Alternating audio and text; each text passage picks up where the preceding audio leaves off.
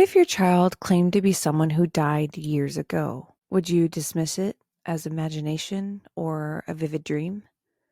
Or something far more unsettling?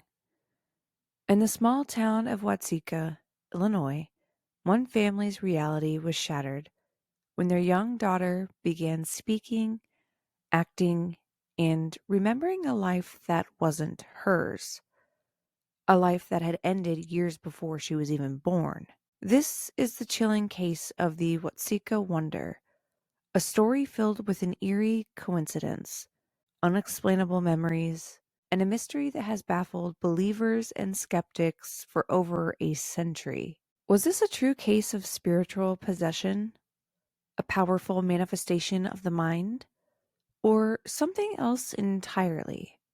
Tonight we dive into one of the most documented and perplexing paranormal cases in history. Each moment brings a new revelation, and each turn a deeper mystery. Are you ready to unlock the truth?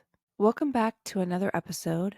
I am your host, Carrie, and this is Unlocking the Paranormal. Established in 1865, the name is derived from a young Native American girl. Watseka, Illinois, was a small, quiet rural town situated in Iroquois, I think I'm saying that correctly, County, part of the vast agriculture heartland of the Midwest. The town's population at the time was just under 2,000, and spiritualism, a movement that had gained traction in the mid-19th century, had permeated many small towns like Watseka.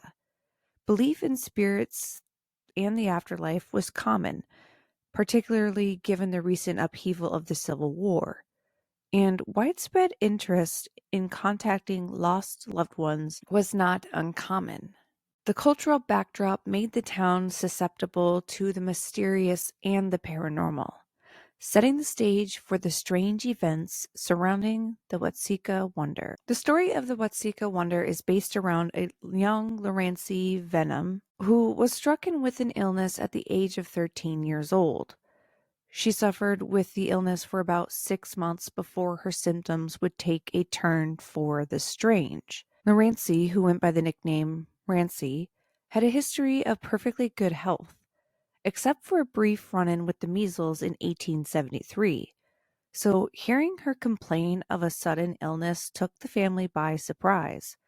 Her first complaint, an eerie one at that, was that there were people in her room and they were calling her name. Rancy, Rancy. She stated she could feel their breath on her face, which I have a child, and if she said that to me, my first thought would be intruders or maybe someone stowed away in the attic. It's very unsettling words to hear. The very next night, she arose from her bed and stated that she couldn't sleep because every time she tried, someone calls out her name. Rancy, Rancy. Her mother, Lorinda, returned her to her room and laid in bed with her, after which Rancy was able to fall asleep. Then, on July 11th, 1877, Rancy experienced her first quote-unquote fit, or as it was referred to. Her mother went to her at about 6 o'clock, telling her to get supper, to which Rancy replied that she felt bad and queer is the word that they used. She placed her hand on her left breast and immediately fell to the floor. Every muscle became suddenly rigid. She laid unconscious for 5 hours. The remainder of the night, she was able to get some rest. The next day, her fit intensified when her body went into a rigid state and appeared as if she were dead. But she was speaking of all the spirits that she could see, and even began to call some by their name. 2 of the spirits she called out by name were her deceased sister and brother, Laura and Bertie. Of those spirits, Bertie had passed while Rancy was only 3 years old. She went on to have more fits and appeared to be in a trance-like state. She described seeing heaven and even angels. This continued until September of that year. The family believed she had recovered from whatever it was she was experiencing. That is, until she had a violent attack on November 27th, 1877. This painful attack lasted 2 weeks, where she experienced the most excruciating pain in her stomach, upwards to 6 times per day. At one point, the pain was so unbearable, she doubled over backwards until her head and feet actually touched. After about 2 weeks of these fits of pain, she fell unconscious and went into a trance-like state. While in this trance-like state, she describes seeing heaven and angels. These trances would last anywhere from 1 to 8 hours and occurred at most 12 times per day. Occasionally, she seemed to be in a state of ecstasy while claiming to be in heaven. Some of you are probably wondering, this poor girl, get her a doctor. And that's just what they did. During this entire time of experiencing these fits and trances, she was in the care of not one but 2 separate doctors, one during the summer and one during the winter. While under their care, her conditions did not seem to improve.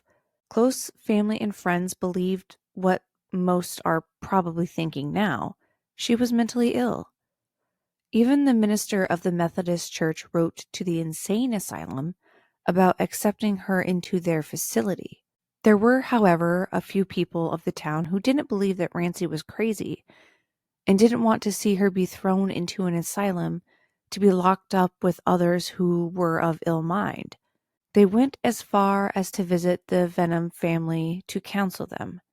They pleaded with the family to wait and see if she was truly mentally ill, or if whatever illness she was experiencing had a side effect that would contribute to hallucinations.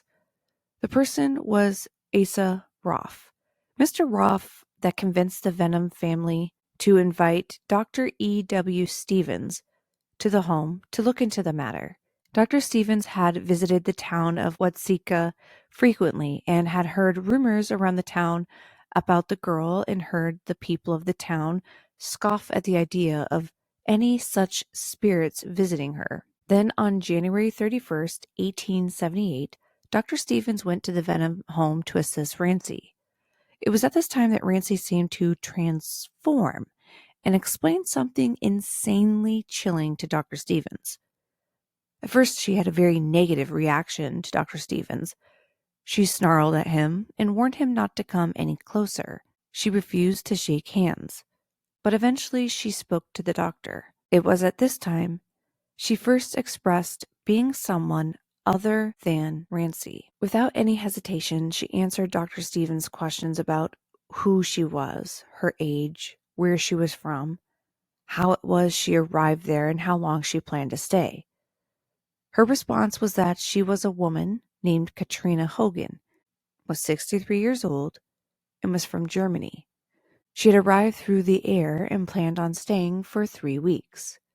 They went back and forth for some time before Rancy changed her manner and body language. She confessed to the doctor that she wanted to be honest and told him she was not a woman, but really a young man named Willie, whose father's name was Peter Canning. He had run away from home and had to change his name several times due to some trouble he had gotten into before dying. He explained that he was there in Rancy because he wanted to. Rancy, or the spirit in her, got inquisitive, asking Dr. Stevens every question under the sun you can think of. Where he lived, if he had family, if he had been to various locations such as the South or North Pole, Egypt, Australia, or other various locations, giving evidence of geographical knowledge. After the interrogation of Dr. Stevens, she then wanted to know the same things of Mr. Roth, but refused to ask him directly. First, she asked the question to Dr. Stevens, who then had to repeat to her father, Mr. Vennum, who then could ask Mr. Roth. About an hour and a half later, Mr. Roth, along with Dr. Stevens, sat up to leave for the evening. at which Rancy also stood up. Her hands flung up, she fell to the floor. Her body became rigid like previous fits, and her arms were straight out. Now speaking was Rancy herself, stating she was in heaven. She stated that she was aware of the evil spirits calling itself Katrina and Willie. Dr. Stevens then asked Rancy that if she must be in control of other spirits to have more pure spirit in control versus evil. She explained that there were many spirits who were more than willing to come through. She began saying the names of these spirits in the room with them. Some of the spirits were people Rancy herself would have never have known, but some of the other people in the room would have known. This is when she announced there was one particular angel that would love to come through, and that was Mary Roff. Mr. Roth immediately perked up, as that was the name of his deceased daughter, who had passed on 12 years prior. He assured Rancy she was indeed a good spirit, and encouraged her to let her come through, and even divulged that Mary once experienced conditions like Rancy herself. He didn't go into detail, but over the course of the coming weeks, Rancy, as Mary, began making extremely chilling statements and requests that made it incredibly hard not to believe that Rancy was in fact possessed by the spirit of Mary Roff. Now, I want to back up to the moment Rancy agreed to let Mary take over. This is the moment a contract or agreement of sorts were made between Rancy and the angels to allow Mary to take over Rancy's body until Rancy's body was restored to perfect health.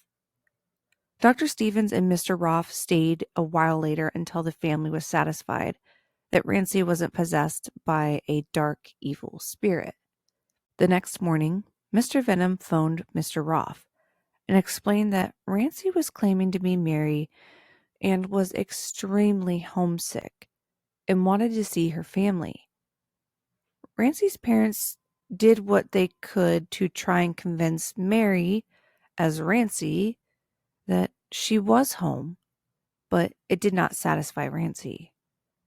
She would constantly cry and plead to go home. It was only when Mary, as Rancy, went back to heaven that she found contentment. About a week later, Mr. Roth, Mary's mother, and Minerva, Mary's sister, came to visit Rancy.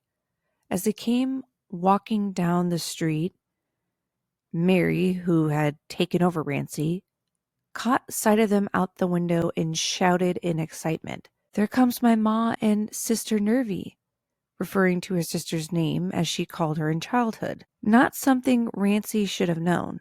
When Mrs. Roff and Minerva made their way inside, Mary greeted them with hugs and cried tears of joy.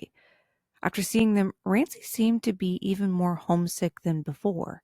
Friends of the family convinced the Venoms to send Rancy to the Roffs, but they were hesitant because she was difficult to care for and she didn't want to put that on strangers. But the Roffs opened their home to Rancy and ignored the sneers and scoffs of the townspeople. They were kind-hearted and wanted to help, so they agreed to take her in. Then on February 11th, 1878, they sent Rancy to stay with the Roffs. And I understand that this was a completely different time, but I don't know if I could ever let my child go stay with a bunch of strangers, as nice as they may seem. Although, a key point to remember is that the fact that the parents were kind of beside themselves and just did not know what to do. They didn't know how to help Rancy. They did not know how to stop her fits. So they let her go. And it wasn't just for a few days or weeks. Rancy stayed with the Roths from February 11th to May 21st. On Rancy's first day at the Roths, she explained that the angels were going to let her stay 3 months and 10 days, and that's how long she intended to stay with the Roth family. Now, this decision really ticked off the people of the community. Even the Reverend told Rancy's dad that the day will come where he wished he would have just taken her to an asylum. The Reverend, a man of God, couldn't believe that she was being spoken to by angels or possessed by a spirit. Others thought that by giving into her demands, she would be even more difficult and troubled. Relatives didn't hold back and spoke their true feelings by saying they would rather see their own child dead than to become a spiritualist, which honestly, if I ever heard a relative say that, boy, would there be some issues. People scoffed at them and called them freaks, or said they were putting on a show. And this was all despite the fact that none of them actually spoke to or saw Rancy in person. But little did anyone know just how bizarre the story would get. An interesting fact about when Mary first was present and came through, she did not realize that the body to which she possessed was actually not her original body, at least not until the angels and the Roths explained that to her. She said it felt so natural, as if she was born in Rancy's body. While Rancy was at the Roths, things went well for the most part. The most bizarre thing to occur is the fact that Rancy knew everyone and everything Mary would have known while she was alive. Let me remind you that Mary died 12 years prior to the possession and was 22 years old when she passed. The Vennum family did not know the Roths. Rancy knew all of Mary's friends and neighbors by name, and not only that, recalled many memories, if you will, of her, Mary's life. Some of the things that Rancy knew are pretty astounding. Now, I'm going to get into these examples. So, a former neighbor of the Roths came over for a visit. She had lived across the street for several years just before Mary passed. When she entered the home, Mary, or Rancy if you will, greeted her as she knew her all those years before. Only that she was unaware that she had remarried after Mary's death. This is something that Rancy would have never have known. She did not live near them or know them, let alone know a woman's last name from a time before she was born or just a small child. Another chilling encounter that occurred was when former neighbors, Mrs. Parker and her daughter-in-law, Nellie, came to visit.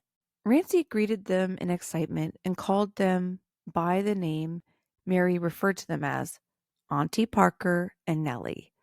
She even brought up the memory of how her sister Nervy and her would come to their house and sing. Mrs. Parker confirmed that this was in fact true. Mary and her sister would come over and sing Mary Had a Little Lamb. This would have occurred years before Rancy was even born. Thus, her knowing this information would be impossible. After these chilling incidents occurred, the Roth family decided to secretly test Mary to see her reaction. Mr. Roth had Mrs. Roth set out a specific velvet headdress that Mary had wore all the time the year prior before her passing. The idea was to set it out and not mention anything about it to see if Rancy or Mary would recognize it. Not only did she recognize it with excitement, she even recalled wearing it when her hair was short. After that, she had asked her mother, Mrs. Roth, where her box of letters were, to which her mother stated that she did still have some of them. Basically, Mary's reaction was, "Why didn't you show me this sooner?" But this particular box of letters comes with a whole backstory of its own. And let me tell you, it's just as bizarre as everything we've heard so far. I mean, truly strange. But I will circle back to that in just a moment. Later in March, Mary would return to heaven, allowing other spirits to come through. In a letter written by Mr. Roth, he described an encounter with a woman who claimed to have lived in Tennessee. She revealed that, much like Mary, she had suffered from a similar illness from the age of 8 to 25. one that eventually led to her death at around the same age. This ties into another bizarre and chilling chapter of the story. This mysterious illness, or fits as they were described. It adds a whole new layer of intrigue to her tale. I'm kind of eager to dive into that, but before I do, I want to finish sharing the details of Rancy's possession. During one of the intense moments when Mary would vacate Rancy's body, allowing other spirits to take over, it felt as though the spirits were engaging in a dialogue through Rancy, using her as their vessel.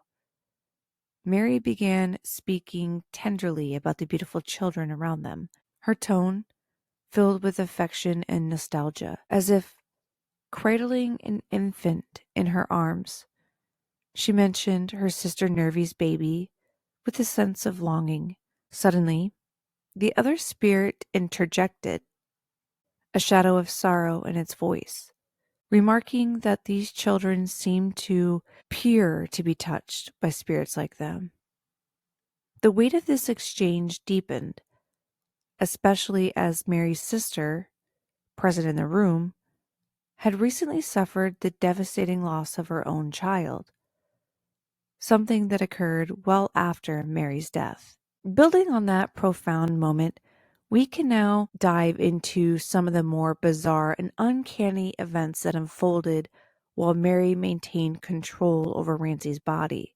These episodes revealed the truly extraordinary and, at times, unsettling nature of Mary's presence as she navigated between the living and the spirit world through Rancy. Now I want to explore some of these strange occurrences that left witnesses both fascinated and bewildered. First, an unsettling event occurred that made me deeply question the ease to which one spirit can possess another person. Is consent even necessary in these spectral invasions? We already know that Mary has taken control of Rancy's body, as well as other spirits. Rancy, in a way, permitted this, believing it would aid in her healing. But what is truly chilling is that Rancy wasn't the only person Mary possessed while staying at the Roths.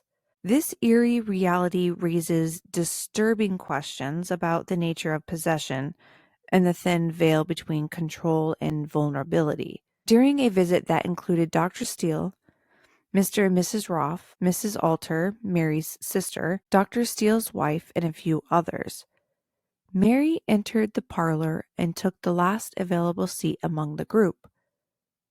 At that moment, Mary seemingly left Rancy's body and took immediate control of Dr. Steele. The group watched in astonishment as Dr. Steele, now animated by Mary's presence, turned jovial and laughed, while Rancy's body, now appearing lifeless, slumped against the shoulder of the man beside her, in a limp, corpse-like state. Although Mary apparently confirmed her identity, the specific details of how she did so do remain unclear. So, my first thought is, if a contract was made with the angels that allowed Mary to possess Rancy, was there a contract that was made for Mary to possess Dr. Steele? Was he just so open-minded that it allowed Mary to take control? I mean, that is an insanely frightening thought. Or did Dr. Steele have some kind of ailment that he just wasn't speaking about, and his health was already inching him closer to the other side? It really makes a person wonder.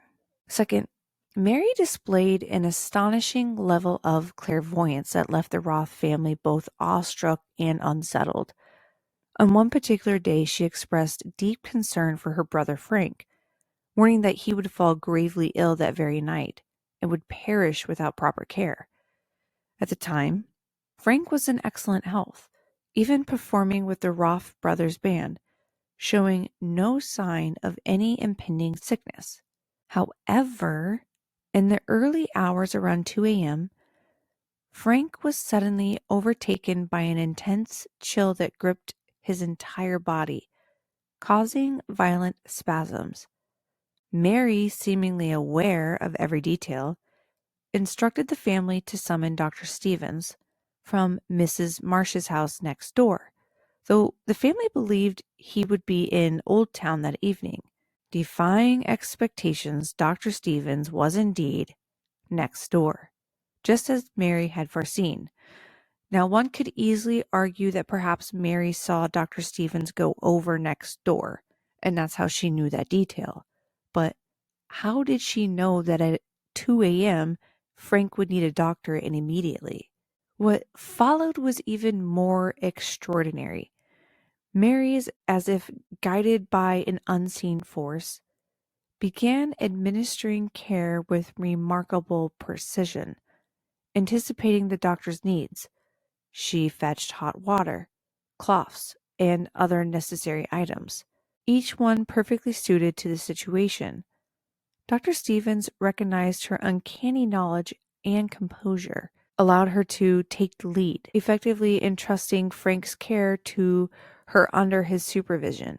The eerie accuracy of Mary's premonition and her decisive actions during the crisis cemented her reputation as a figure with an inexplicable connection to the spiritual and the unknown. Now, I know some of you are probably going to argue that the reason why Mary knew that Frank would need a doctor is because she had some kind of ill intent to make him sick.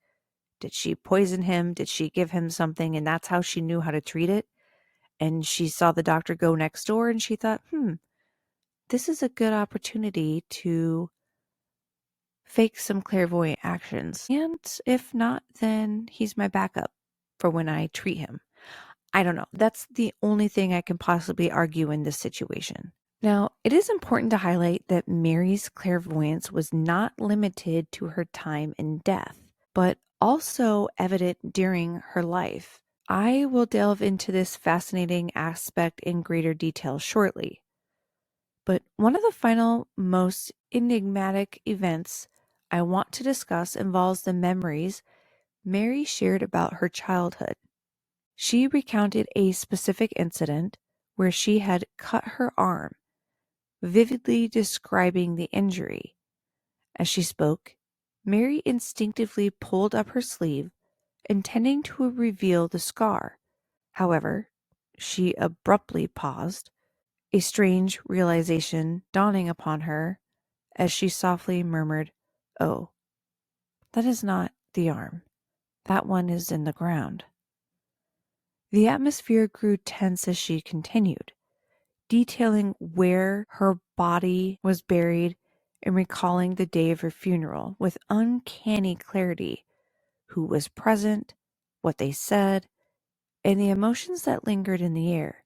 This haunting recollection blurred the lines between life and death, leaving those around her captivated by the chilling accuracy of her memories from beyond the grave.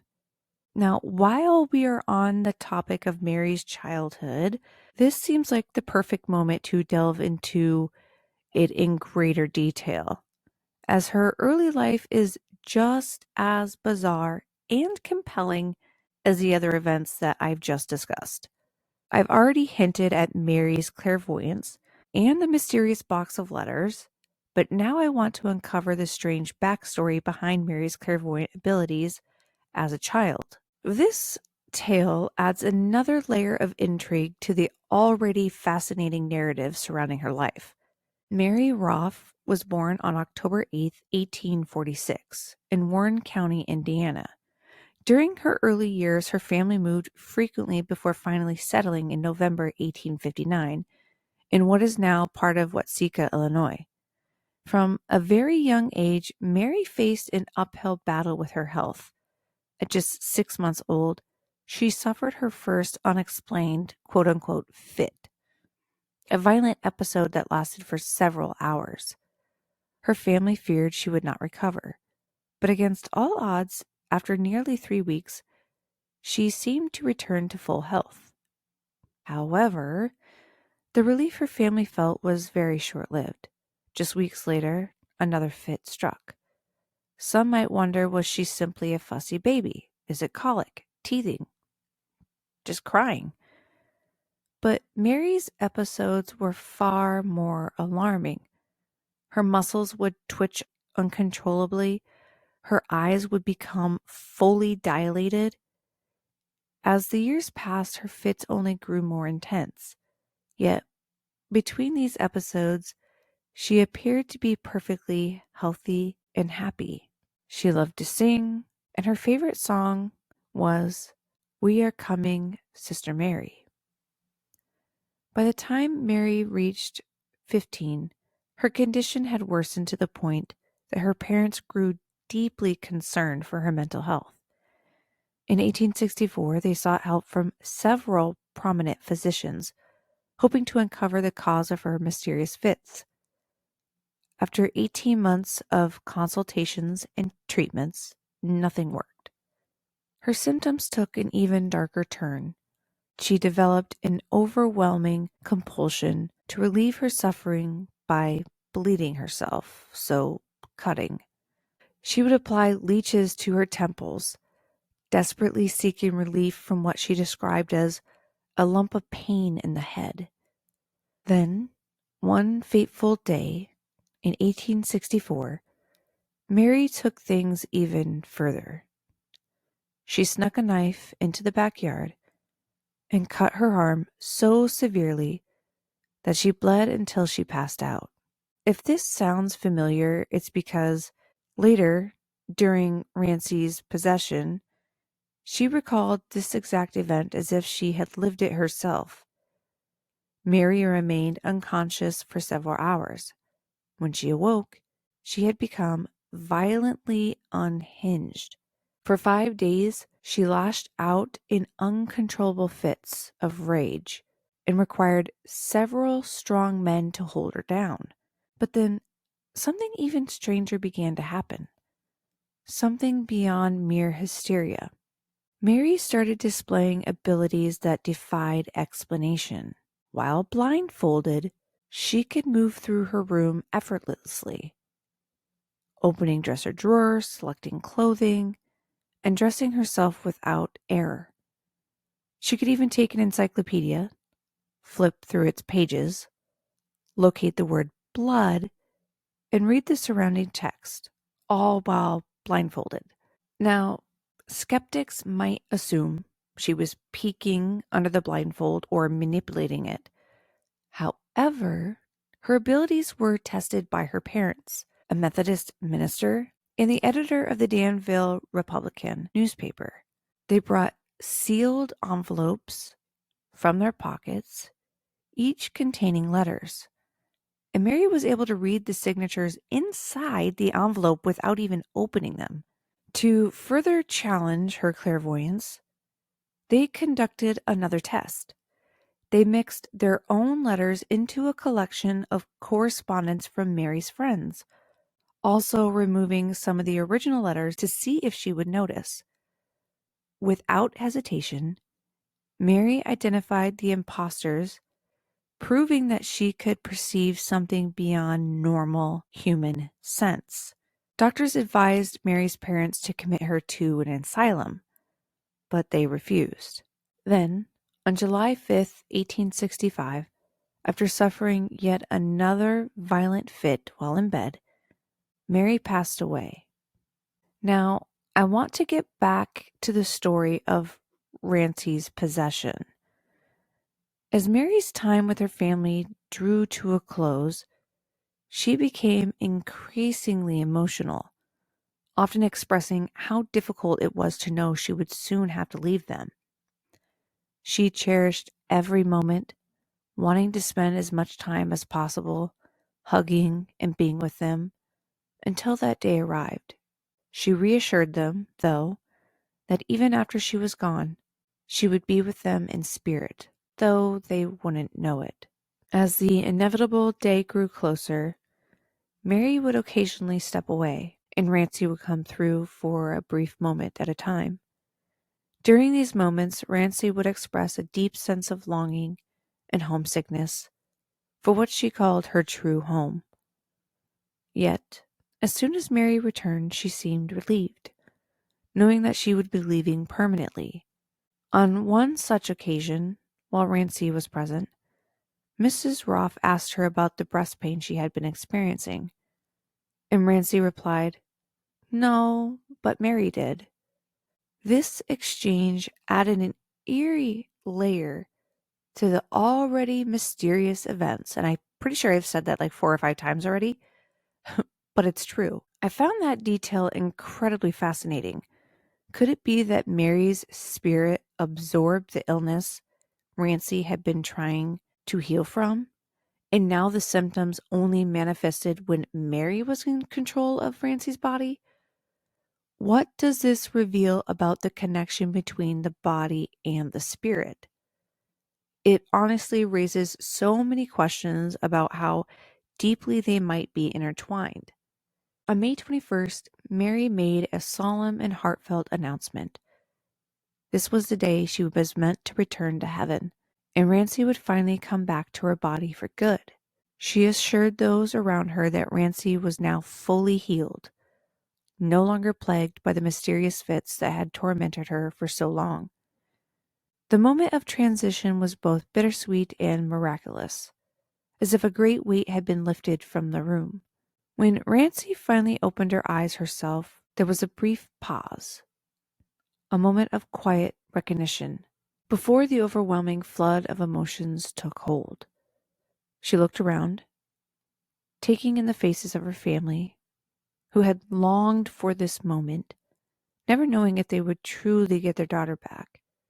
Tears of joy streamed down her mother's face as she pulled Rancy into a tight embrace, holding her as if she might slip away again. Her father, unusually a man of few words, was visibly moved, his eyes beaming with relief and gratitude.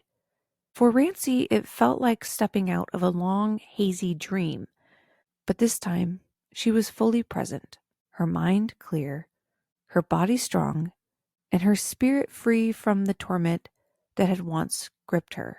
She was calm, poised, and unshaken. The wild fits, the erratic episodes, the unexplainable suffering, all of it was gone. She was finally home, not just in body, but in mind and soul. The story of the Watseka Wonder is one that lingers in the mind long after it's told. Was this truly a case of spirit possession, a soul returning to make peace with her grieving family?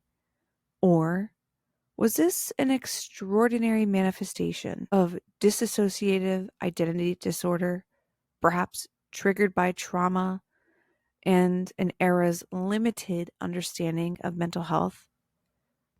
Even today, we're left with more questions than answers. How did Rancy gain intimate knowledge of Mary's life? Secrets only Mary's family could verify. How was she able to recognize people in places she had never encountered before?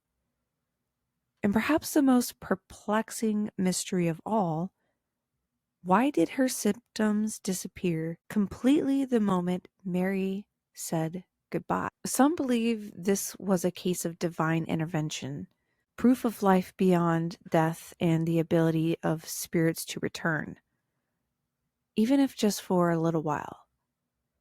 Others argue it was a psychological phenomenon, a mind's incredible way of coping with unseen struggles. But ultimately, the answer is yours to decide. What do you really think happened in Watseka all those years ago? Was it a possession, a case of suppressed memories, an extraordinary subconscious recall, or something else entirely? Let me know your thoughts. Share your theories, your insight, or even your own explained experiences. You can reach out on social media, comment in the notes, or send a message, or join the discussion with fellow listeners. That is it for today's episode. I do want to thank you for tuning in. For a full list of episode source material, head over to the Unlocking the Paranormal Facebook page. And check out our Instagram and TikTok at Unlocking the Paranormal for additional creepy content. Don't forget to subscribe to the podcast wherever you listen. And please do try to leave a review. It really, truly means a lot. This podcast is independently produced, and sharing it with friends, family, and your favorite coworker helps me immensely. And if you would like to become a part of the podcast, to have your story shared on a Paranormal Pen Pals episode, email your story to unlockingtheparanormalpod@gmail.com. Stay tuned for the next episode where we will venture further into the labyrinth of the supernatural. Until next time, stay curious, embark on the journey, and may you find the key to unlocking the paranormal.